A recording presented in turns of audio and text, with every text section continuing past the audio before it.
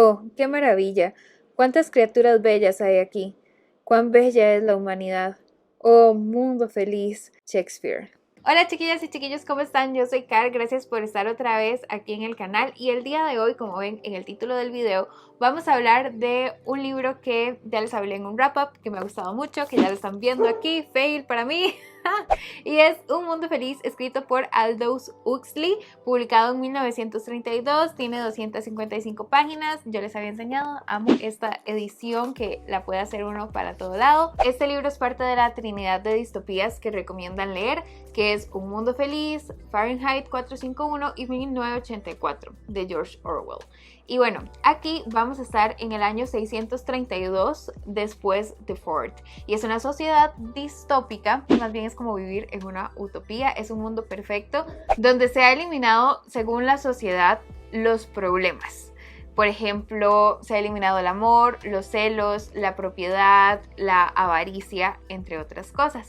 Aquí los seres humanos son condicionados y son diseñados genéticamente. De acuerdo a las castas, vamos a tener seres humanos que son alfa, beta, gamma, delta y epsilon. Entonces, de acuerdo a esas castas, van a diseñarlos desde que son embriones con ingeniería genética y además los van a condicionar para que ellos se sientan atraídos hacia ciertos trabajos. Además, cada casta es inferior a la anterior en belleza y en inteligencia. Es decir, los betas son menos atractivos y menos inteligentes que los alfa, y los gammas son menos atractivos y menos inteligentes que los beta, y así sucesivamente. Además, van a estar condicionados a efectuar diversas labores. Por ejemplo, un beta puede estar diseñado genéticamente y condicionado a que le atraiga la ciencia, pero no va a pasar, por ejemplo, con un epsilon. Los individuos están completamente felices porque no se cuestionan su trabajo, no se cuestionan su posición. Ellos son muy felices siendo epsilon y cuando ven, por ejemplo, un alfa, dicen, uy, no, yo no quisiera ser un alfa porque eso es demasiado pensar. Y tampoco se sienten atraídos, por ejemplo, un epsilon por un alfa. Y un alfa no se siente atraído por un epsilon. Y así sucesivamente. Para mí lo más interesante de esta sociedad es que son controlados por medio del placer, la satisfacción y sentir bonito. No como 1984, donde todas las personas estaban como controladas mediante el miedo. Aquí es algo que no sé si uno se podría llegar a revelar fácilmente porque es muy silencioso y es como muy abstracto y es por medio de la felicidad. Tienen completamente dominada a la población, haciéndolos felices. Aquí todo mundo es de todo mundo, no existe la monogamia, no existe la familia, no existe el matrimonio para que no se den celos y para que no se sienta como que esta persona me pertenece, o que tampoco tenemos como cosas así como materiales como hey, esto me pertenece. Así que las personas pueden estar con quien quieran, cuando quieran, y hacen orgías enormes y fiestas enormes y cosas así. Pero además resulta que por cualquier cosa, si yo tengo un sentimiento triste, como un sentimiento ahí medio o me siento incómoda, me drogan. Tengo a la disposición una droga que se llama Soma y ese Soma me lo dan en pastillitas si yo me siento mal, y dice que una dosis de Soma va a borrar 10 sentimientos tristes. Pero no solamente en pastillas, sino que también lo han incorporado a la comida. Entonces puedes pedir helado con Soma, dices si te estás sintiendo mal.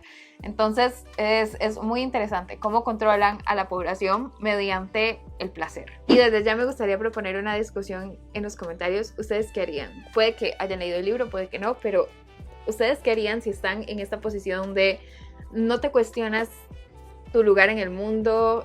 Tienes el trabajo ideal, perfecto, con el que eres feliz. Te han diseñado para eso, entonces eres completamente feliz en ese trabajo.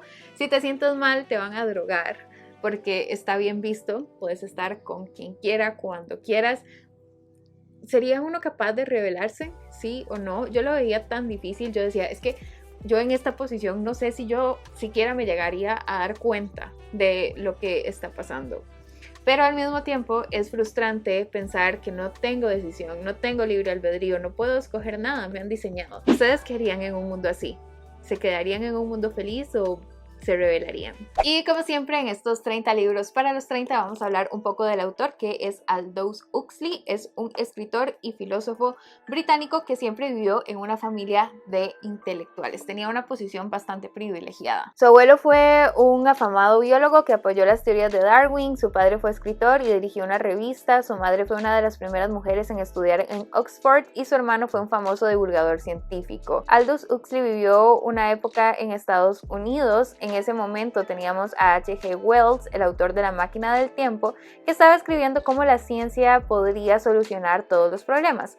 Entonces fue en ese momento cuando Aldous Huxley dijo, pues yo les quiero mostrar otra realidad en que vamos a ver una utopía negativa gracias a la ciencia. También él venía de Inglaterra y estaba viviendo la depresión económica de Gran Bretaña. Y cuando llegó a los Estados Unidos vio una cultura tan diferente. Él era conservador y veía como la promiscuidad. Además llegó en el momento en que Ford estaba desarrollando la producción en masa. Y ahora voy a contarles un poquito de mi opinión y datos ñoños, porque en este canal amamos la ñoñada y amamos el ñoñismo, o como sea que se diga. Aquí se vive por ser ñoña. Mi opinión con este libro es, me gustó, lo disfruté, me puso muchísimo a pensar. De la trinidad de distopías es la que menos me ha gustado, pero me parece bastante interesante cómo puede llegar a ser terrorífico un mundo perfecto. Últimamente estos libros son como mi tipo de libro, el libro que me saca de la zona de confort y me pone a pensar muchísimo. Y ahora empecemos con los datos ñoños. Resulta que el personaje principal se llama Bernard Marx y la que lo acompaña es Lenina Crown, y estos nombres vienen de Marx y de Lenin, los fundadores del comunismo. Y esto es muy gracioso, es como Marx y Lenin se fueron a una isla. Pero también tenemos a Ford, que es el dios de esta sociedad y que es un tanto abstracto, que ahora vamos a hablar un poco más de eso, pero tiene que ver con, con Ford, el fundador de Ford, la marca de autos, y que estaban viviendo esto de la producción en serie. Y de hecho se nos habla que la cruz cristiana ha sido suplantada por la letra T, y esto hace referencia al modelo T de Ford, el ñoñismo. Ahora vamos a hablar un poco de los personajes. Como les decía, Bernard Marx hace referencia a Karl Marx, y él lo que va a hacer es criticar la lucha de clases, como el marxismo, que busca la explicación de determinada cosa por medio de la ciencia. Critica cómo el trabajo del obrero se vuelve una mercancía en propiedad del capitalista, donde el trabajador se empobrece cada vez más, y es Marx el que empieza a ver como estas clases que hay dentro del mundo feliz. Y luego tenemos a Lenina, que ella sí está como mucho más conforme con la sociedad y hace referencia a Lenin, que inició el comunismo en Rusia. Y un dato interesante es que prohibió el matrimonio forzado, la ley soviética legalizó el divorcio y el aborto y despenalizó el adulterio y la homosexualidad. Y eso lo podríamos ver un poco relacionado con Lenina, porque ella está más o menos ahí. Bueno, no los voy a spoilear, pero lo que les estaba hablando, todos somos de todos. Y como les decía, lo de el dios Ford viene con Ford cuando se estaba implementando lo de la producción en serie, que el Fordismo fue un movimiento de los años 20, y también se habla de cómo los trabajadores perdían como cierta humanidad y se convertían en una máquina que hacía y hacía y hacía,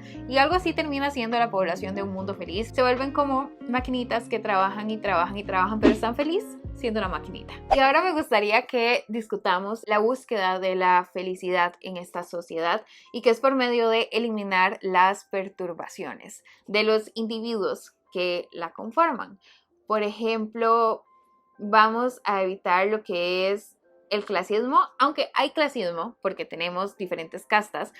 Pasa que las diferentes castas no se sienten agobiadas o no se sienten menos por pertenecer a una clase más baja. Se sienten satisfechos, súper satisfechos con la clase a la que pertenecen. No tenemos perturbaciones porque si me siento mal, me van a hacer sentir mejor con drogas como la soma, o me van a hacer sentir mejor con el placer del sexo. En esta sociedad no hay pobreza, no hay enfermedades, las enfermedades ya fueron eliminadas, no hay pobreza porque todo el mundo va a tener lo que necesita. Tampoco hay miedo a la muerte, y es muy interesante porque resulta que las personas que pertenecen a un mundo feliz llegan más o menos como a los 62 años, nunca envejecen, pero una vez que llegan a los 62 años ya mueren. Entonces no es como este miedo a la vejez. Y otro problema que veían en la sociedad era la religión. Entonces es muy interesante cómo se maneja en Un Mundo Feliz, porque aquí no hay una religión, aunque sí hay un Dios, pero es un Dios muy abstracto. Recordemos que estamos hablando de Ford, el que hizo los carros. Este señor Ford se manifiesta como una ausencia. Y entonces, pues, ese tema de la religión también es una perturbación según la sociedad y es eliminada. Entonces, así es como las personas de Un Mundo Feliz son felices por siempre. Y yo creo que esto lo podríamos también empezar a comparar con la realidad. No estamos muy lejos del Soma. Tenemos drogas que pueden ser legales o pueden ser ilegales, pero nos van a ayudar a quitarnos las preocupaciones y las perturbaciones. Puedo hablar del alcohol, del tabaco, marihuana y otras drogas, pero también tenemos, esas son como drogas más químicas o de consumo, pero también podríamos ver a la televisión, a las redes sociales como drogas. También podemos ver lo que es el consumismo, porque en esta sociedad hay muchísimo consumismo. Yo tengo que consumir. De hecho, no aceptan un deporte nuevo a menos de que tenga que consumir muchas cosas para poder practicarlas. Ven súper mal el fútbol, por ejemplo, porque solo se utiliza un balón. No, tienen que ser cosas que se consuman mucho, igual que la ropa, todo es desechable.